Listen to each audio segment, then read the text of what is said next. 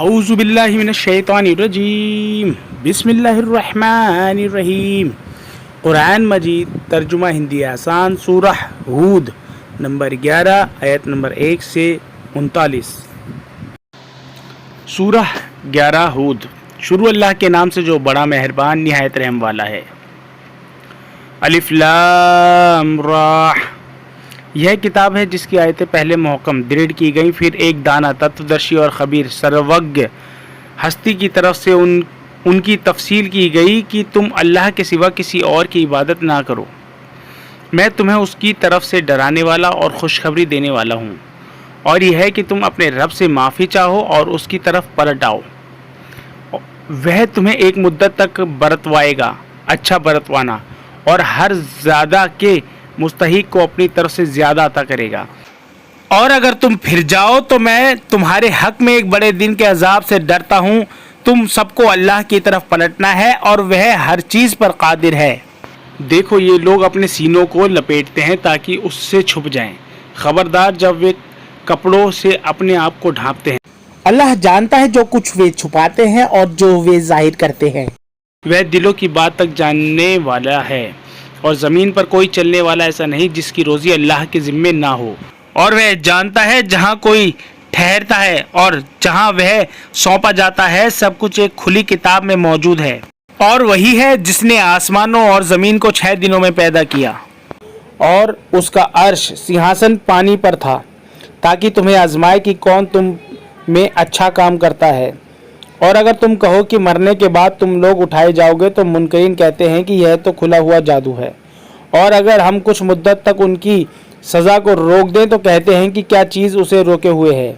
آگاہ جس دن وہ ان پر آ پڑے گا تو وہ ان سے پھیرا نہ جا سکے گا، اور انہیں گھیر لے گی وہ چیز جس کا وہ مذاق اڑا رہے تھے۔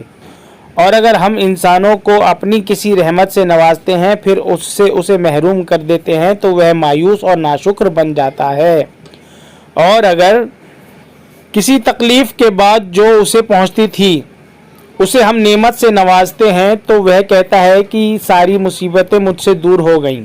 وہ اترانے والا اور اکڑنے والا بن جاتا ہے۔ مگر جو لوگ صبر کرنے والے اور نیک عمل کرنے والے ہیں ان کے لیے بخشش شمع ہے اور بڑا اجر پرتیفل۔ کہیں ایسا نہ ہو کہ تم اس چیز کا کچھ حصہ چھوڑ دو جو تمہاری طرف وحی پرکاش نہ کی گئی ہے، اور تم اس بات پر دل تنگ ہو کہ وہ کہتے ہیں کہ اس پر کوئی خزانہ کیوں نہیں اتارا گیا یا اس کے ساتھ کوئی فرشتہ کیوں نہیں آیا۔ تم تو صرف ڈرانے والے ہو، اللہ ہر چیز کا ذمہ دار ہے۔ کیا وہ کہتے ہیں کہ پیغمبر نے اس کتاب کو گڑھ لیا ہے؟ کہو تم بھی ایسی ہی 10 صورتیں بنا کر لے آؤ، اور اللہ کے سوا جسے بلا سکو بلا لو اگر تم سچے ہو۔ پس اگر وہ تمہارا کہا پورا نہ کر سکیں تو جان لو کہ یہ اللہ کے علم سے اترا ہے، اور یہ ہے کہ اس کے سوا کوئی معبود نہیں۔ پھر کیا تم حکم مانتے ہو؟ جو لوگ دنیا کی زندگی اور اس کی زینت ویبھو چاہتے ہیں ہم ان کے اعمال کا بدلہ دنیا ہی میں دے دیتے ہیں، اور ان میں ان کے ساتھ کوئی کمی نہیں کی جاتی۔ یہی لوگ ہیں جن کے لیے آخرت میں آگ کے سوا کچھ نہیں ہے۔ انہوں نے دنیا میں جو کچھ بنایا تھا وہ برباد ہوا اور خراب گیا جو انہوں نے کمایا تھا۔ بھلا ایک شخص جو اپنے رب کی طرف سے ایک دلیل پر ہے، اس کے بعد اللہ کی طرف سے اس کے لیے ایک گواہ بھی آ گیا، اور اس سے پہلے موسیٰ کی کتاب رہنما اور رحمت کی حیثیت سے موجود تھی، ایسے ہی لوگ اس پر ایمان لاتے ہیں، اور جماعتوں میں سے جو کوئی اس کا انکار کرے تو اس کے وعدے کی جگہ آگ ہے۔ پس تم اس کے بارے میں کسی شک میں نہ پڑو، یہ حق ہے تمہارے رب کی طرف سے، مگر اکثر لوگ نہیں مانتے۔ اور اس سے بڑھ کر ظالم کون ہے جو اللہ پر جھوٹ گڑھے؟ ایسے لوگ اپنے رب کے سامنے پیش ہوں گے، اور گواہی دینے والے کہیں گے کہ یہ لوگ ہیں جنہوں نے اپنے رب پر جھوٹ گڑھا تھا۔ سنو، اللہ کی لعنت ہے ظالموں کے اوپر، ان لوگوں کے اوپر جو اللہ کے راستے سے لوگوں کو روکتے ہیں اور اس میں کجی ٹیڑھ ڈھونڈتے ہیں۔ یہی لوگ آخرت کے منکر ہیں۔ وہ لوگ زمین میں اللہ کو بے بس کرنے والے نہیں، اور نہ اللہ کے سوا ان کا کوئی مددگار ہے۔ उन पर दोहरा अजाब होगा। वे ना सुन सकते थे और ना देखते थे। ये वे लोग हैं जिन्होंने अपने आप को घाटे में डाला और वह सब कुछ उनसे खोया गया जो उन्होंने गढ़ रखा था। इसमें शक नहीं कि यही लोग आखिरत परलोक में सबसे ज्यादा घाटे में रहेंगे। जो लोग ईमान लाए और जिन्होंने नेक अमल किए और अपने रब के सामने आजिज़ी संपन्न की, वही लोग जन्नत वाले हैं, वे उसमें हमेशा रहेंगे। इन दोनों फरीकों पक्षों की मिसाल ऐसी है जैसे एक अंधा और बहरा हो और दूसरा देखने और सुनने वाला। क्या ये दोनों यकसा हो जाएंगे, समान हो जाएंगे? क्या तुम गौर नहीं करते?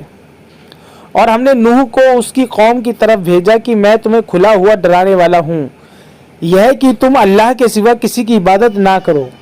मैं तुम पर एक दर्दनाक अजाब के दिन का अंदेशा रखता हूँ।